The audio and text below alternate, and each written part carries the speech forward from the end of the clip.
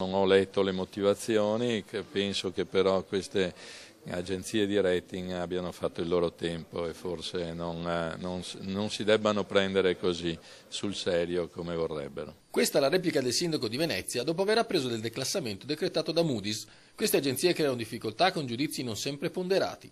Hanno fatto danni evidentemente e quindi dovrebbero essere ripensate in funzione di una nuova situazione anche economico-finanziaria. Sulla stessa linea di Orsoni è il presidente della Giunta regionale del Veneto. Non gli abbiamo chiesto noi di classificarsi, classificano tutti, tutto il mondo.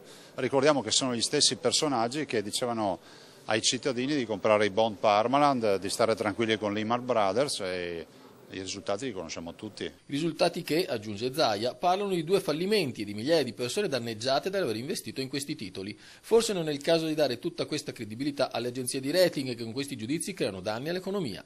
La verità è che questo avrà un effetto sullo spread come tutti i giorni. Abbiamo conosciuto questo nuovo termine che è spread, che è il differenziale di rendimento tra il nostro BTP e il Bund tedesco, il che significherà che il costo del denaro in banca costerà sempre di più. Giuseppe Bortolussi spiega come ragionano le agenzie di rating. Evidentemente queste società di rating traggono alcune conseguenze, l'economia va male, calano i consumi, calano, mi spiego, anche gli occupati, quindi cala anche il gettito fiscale. Le conseguenze del declassamento sulle imprese e sui cittadini quando vanno a chiedere mutui sono pesantissime.